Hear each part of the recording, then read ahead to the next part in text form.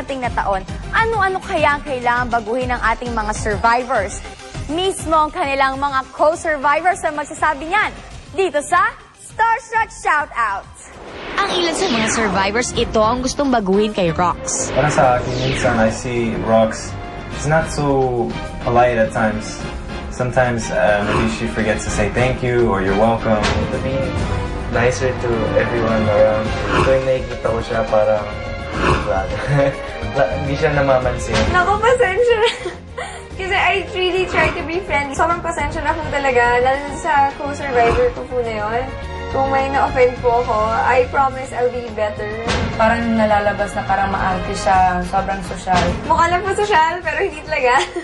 So, sobrang jolix ko rin naman po. Ngayong magbabagong taon na, maging friends na kaya sina Rox at Princess? Sana, yun, i-accept naman niya na maging friend din ako in a way, and yung wall nga po sana ma-break na.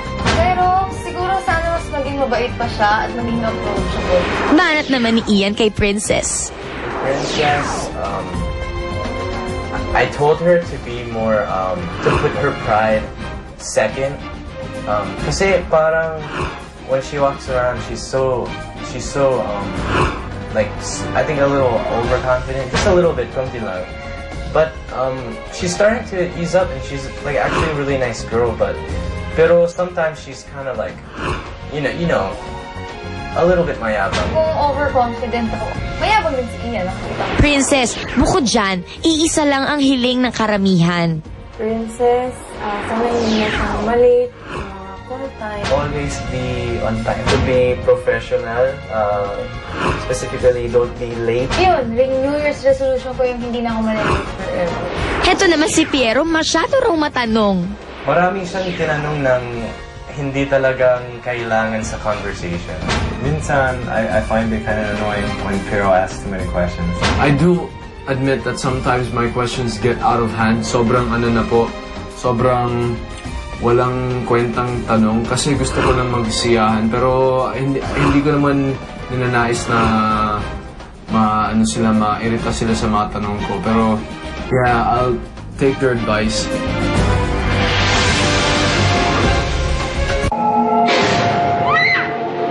Weekend na naman. Handa na ang new Selecta Family Pack at isang matinding takutan. Nakaka-intriga ang mga New Year's resolution ng ating mga survivors para sa mga co-survivors nila, ha? Nako, ilalantad na namin yan dito sa Starstruck Shoutout.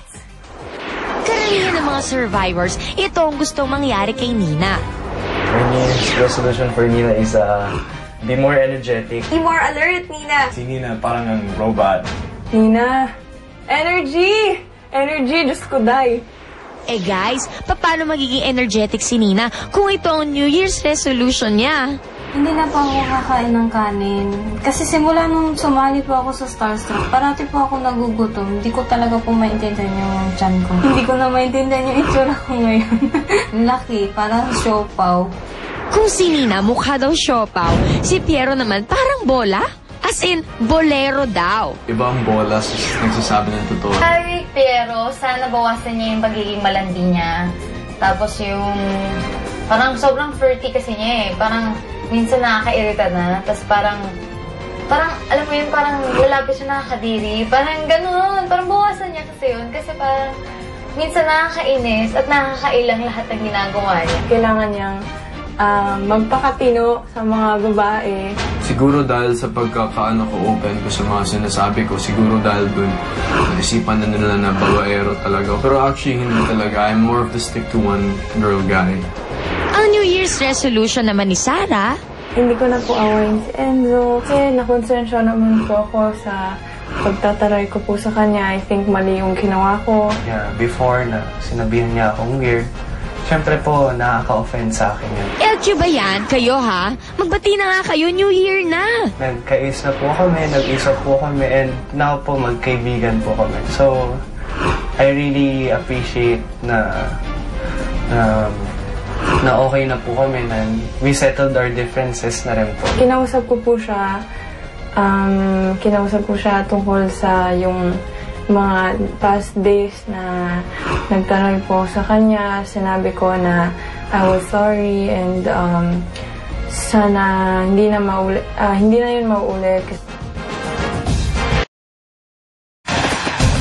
Bagong taon na! May New Year's resolution ka na ba? Ang ating mga survivors, meron na. Kung ano-ano yan, alamin natin dito sa Starstruck Shoutout! Inalam namin kung ano ang New Year's resolution ng ating mga survivors this coming 2010. Ang kay Ian Batterson, Yung New Year's resolution ko is just to live life more, have more fun. I want to focus more and do better at this competition. bukod sa sarili nilang resolution, tinanong din namin sila kung ano ang nais nilang baguhin sa kanilang co-survivors. Ian, alam mo bang halos iisa lang ang New Year's resolution nila para sa'yo? Yan, sana bawasan niya lahat nung sobrang init kasi ng ulo niya. Sometimes he has a temperament. Don't be too sensitive. Minsan, mainit ang ulo niya, hindi mo alam kung bakit. Iyan, huwag na init ulo ha. I don't get mad a lot. I'm usually a nice guy. I'm not really a high-tempered guy. We're only human, so everybody is like that at some point. Ang New Year's resolution ni Rocco?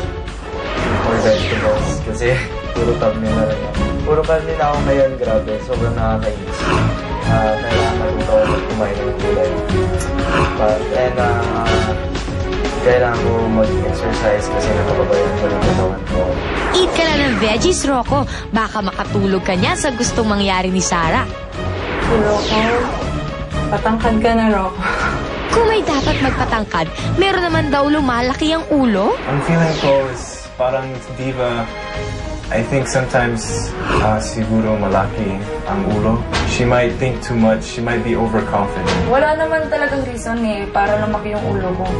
So, sa kanya siguro, oo. Pero para sa akin, hindi. I'm trying my very best to put my feet on the ground. Itatry ko siyang kausapin, tsaka itatry kong pagawin ng sarili ko if ever, kung totoo man, na talaga nagbabago na talaga ako.